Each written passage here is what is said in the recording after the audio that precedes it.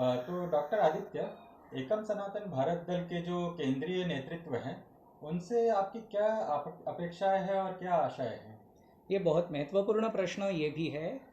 देखिए, कोई भी पार्टी जब अखिल भारतीय स्तर पर होती है तो अखिल भारतीय स्तर पर सारे राज्यों के अपने अपने अध्यक्ष होते हैं, जो सारे चुन के आए हैं, नियुक्त नहीं हुए हैं, जी। निर्वाचित हुए हैं।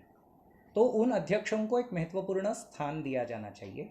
उस राज्य के अध्यक्ष या नेतृत्व को कुछ छूट देनी चाहिए कि आप काम करें। ओके।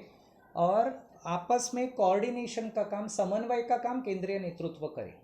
परंतु सारे महत्वपूर्ण निर्णयों में वो सारे राज्यों के अध्यक्षों को और हो सके तो उपाध्यक्षों को भी निर्णय प्रक्रिया में, निर्णय निर्धारण में सक्रिय सहभागी कराएं। ये हमारी प्रमुख अपेक्षाएं हैं।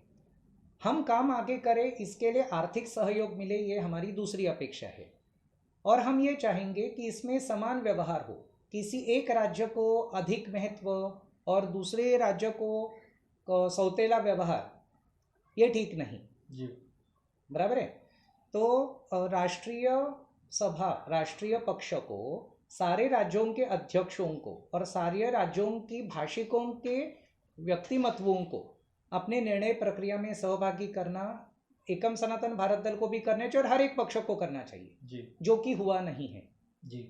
आर्थिक दृष्टि से तो हम तो हमारा कर ही रहे थे। अभी हम जो पैसे इकट्ठा कर रहे हैं हमारे काम के लिए, उसका हिस्सा भी अगर हम सेंटर को दें तो हमें भी तो चाहिए ना कि सेंटर को मिले तो कितने पैसे मिले हैं। अगर एकम सनातन भारत दल एकजुट जम्मू से आया है तो जो पहले एकजुट जम्मू के फाउंडर मेंबर्स थे, तो हम फाउंडर मेंबर्स को फाउंडर मेंबर्स की हैसियत पड़ती है क्या?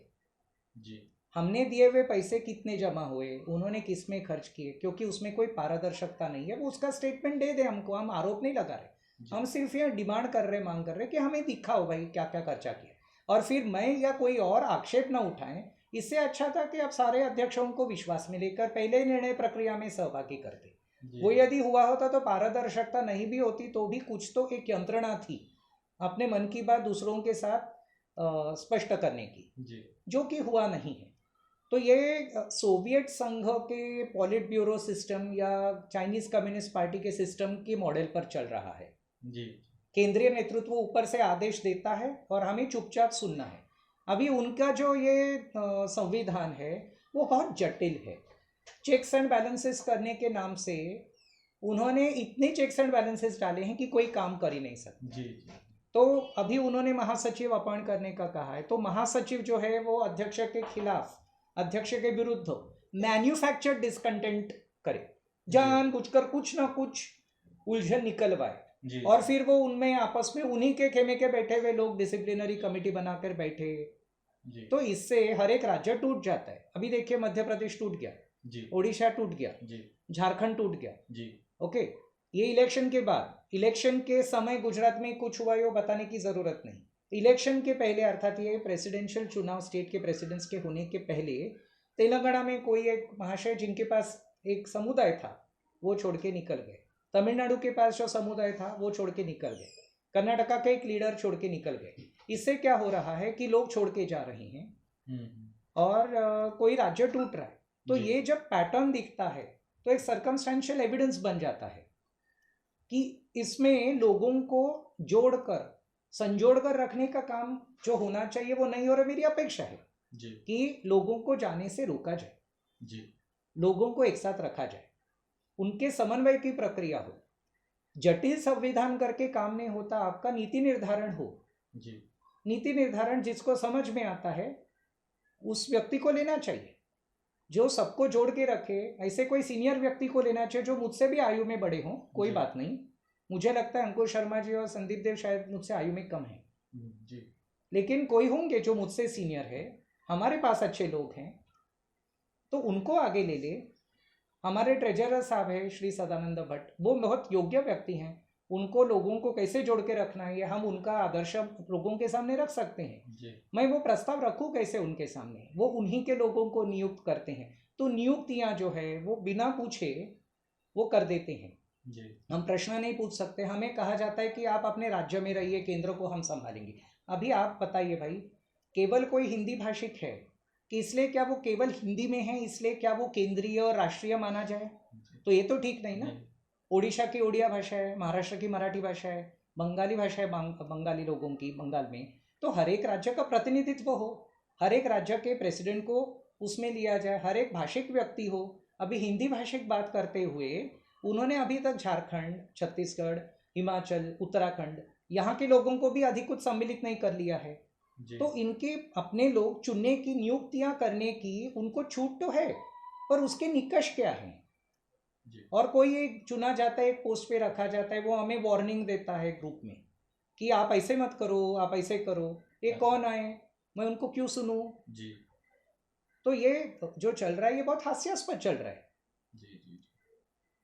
तो दूसरी पार्टियां क्या कर रही है उसका कुछ अध्ययन होना चाहिए। मुझे बहुत निराशा ये बात की हो रही है कि हमने जिस प्रकार की फील्ड ट्रिप की, क्या पार्टी के संस्थापना के समय आज के विद्यमान केंद्रीय नेतृत्व के लोगों ने, क्या वो उतना समय, उतनी ऊर्जा, उतनी भावनाएं, उतने उद्दिष्ट की भावना और उतने पैसे लगाकर भारत भर में ट्रिप्स किए?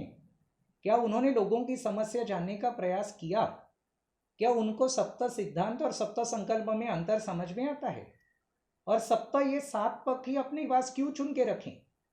तो मेरी अपेक्षाएं हैं कि इनको थोड़ा डेमोक्रेटाइज कर देना चाहिए था जी। उसमें डेमोक्रेसी नहीं है। डेमोक्रेसी हमको चुनर देने में थी, सिर्फ राज्य के इसमें। अभी हमारे ऊपर ऐसे प्रभारी लगा दिए हैं, तो मेरे राज्य के तो प्रभारी बहुत अच्छे हैं जी। जो सुब्रत रॉय बैनर्जी है, उनसे हमें कोई शिकायत नहीं। वो दूसरे राज्यों के ऊपर जो अब्यूजिव लोग हैं वो प्रभारी के तौर पे रखे थे, फिर अध्यक्ष हट गए, वही अध्यक्ष बन गए। तो ये हर एक स्टेट में घुसकर कुछ अंदर से उलथापालथ करने का जो केंद्रीय नेतृत्व कर रहा है, ये ना करे, मेरी अपेक्षा है जी। वो हमारी स्टेट में हमें काम करने दे जी। और उनसे काम करवाना नहीं होता तो उन्हीं को बदल जाना चाहिए। और हमारे पास कुछ है नहीं अधिकार के रूप में नियुक्त करके। पहले तो बोला चुनाव इतने जल्दी क्यों कराए, किसी को संयोजक पद पर रहते दिए जाते ना, कुछ सीजन्स पार होते, कुछ ऋतुओं को पार करके मध्य प्रदेश, छत्तीसगढ़, राजस्थान और ये जो चुनाव हुए उसके बाद कदाचित 1 जनवरी तक वो रख लेते। फिर तब तक पार्टी का नाम भी क्लियर नहीं, चुनाव करके रखा, उसके बाद चुने हुए व्यक्ति के ऊपर प्रभारी नियुक्त किए हैं जी। तो ये क्या डेमोक्रेसी है? सब कुछ सेंट्रल लीडरशिप ऊपर अपने हाथ में रख रहा है जी। उनको पार्टी को आगे बढ़ने नहीं देना है या बढ़ने देना है? जिनको बढ़ने देना है वो कुछ तो किसी को स्वतंत्रता देते हैं और किसी के ऊपर अंकुश रखने की बात सही है। हमारे ऊपर भी अंकुश रहे सेंटर का, और हमारा भी अंकुश सेंटर पर रहे जी, बराबर है। तो ये जब डेमोक्रेसी नहीं है, ये मनमानी चल रही है, मराठी में उसको ठोकशाही बोलते हैं। मैं मराठी में वाक्य बोलता हूँ, वरच्या लोकांनी ठरवायचं काय करायचं ते आणि खालच्यांना नुसतं मुकटपणे ऐकायला सांगितलं। ही गोष्ट बरोबर नाही।